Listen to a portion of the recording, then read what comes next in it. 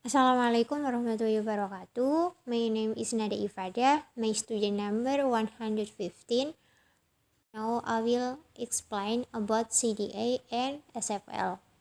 CDA itu kepanjangan dari Critical Discourse Analysis.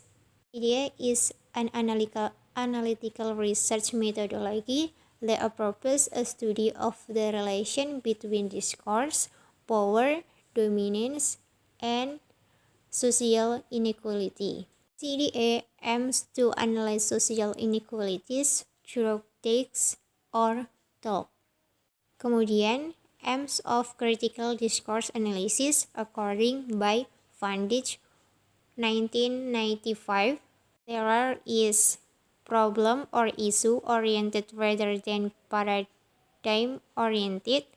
CDA is not a school, field, or discipline, but a critical approach, position, or stance of studying text or talk. And then, focusing on the relation between discourse and society, like social cognition, politics, and culture. CDA or Critical Discourse Analysis pada prinsipnya berkenaan dengan analisis ideologi yang terkandung di dalam teks.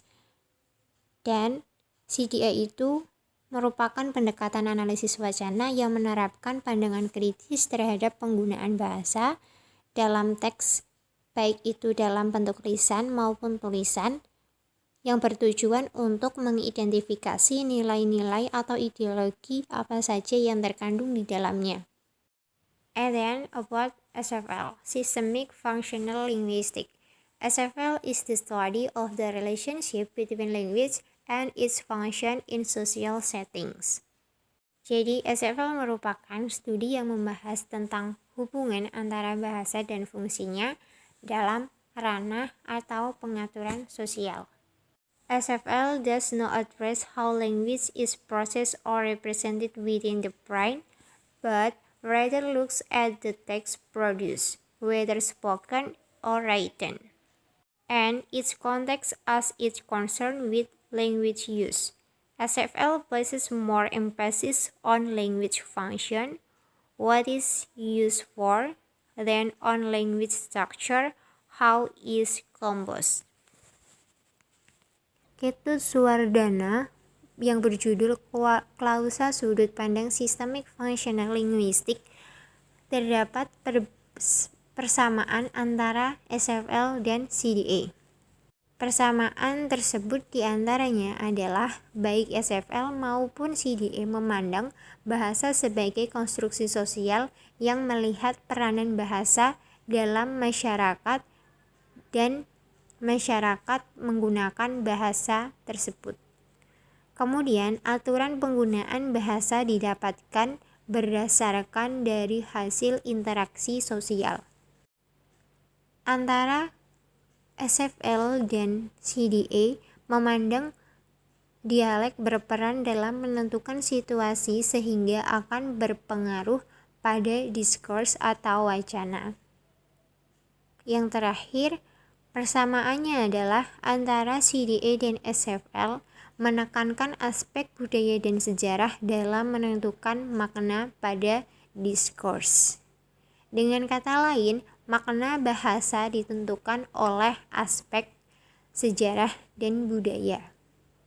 Kemudian, selain adanya persamaan antara SFL dan CDA, juga terdapat perbedaan di antara keduanya. SFL secara fungsi berdasarkan teori yang dikembangkan sejak 45 tahun yang lalu bahwa bahasa dibentuk dari masyarakat, mempunyai makna, jadi bahasa dibentuk berdasarkan fungsinya. SFL adalah studi yang mengenai bagaimana makna dibuat dalam bentuk konteks yang berbeda.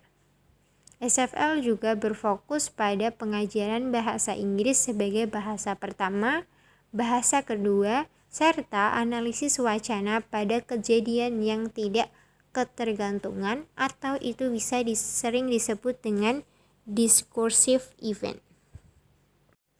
Kemudian, CDA berfokus pada kejadian publik yang menghubungkan bahasa dengan power yang lain. Power yang lain itu seperti politik, gender, keturunan, dan lain-lainnya.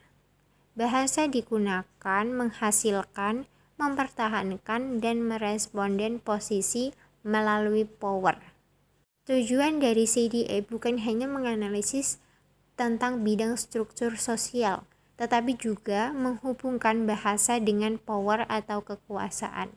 CDA tidak seperti SFL, yang lebih menonjolkan aspek-aspek sosial yang dimanifestasikan dalam bentuk sosial. Sehingga analisis terhadap teori linguistik tidak menonjol. Sedangkan SFL merupakan analisis bahasa yang berkaitan dengan efek di masyarakatnya.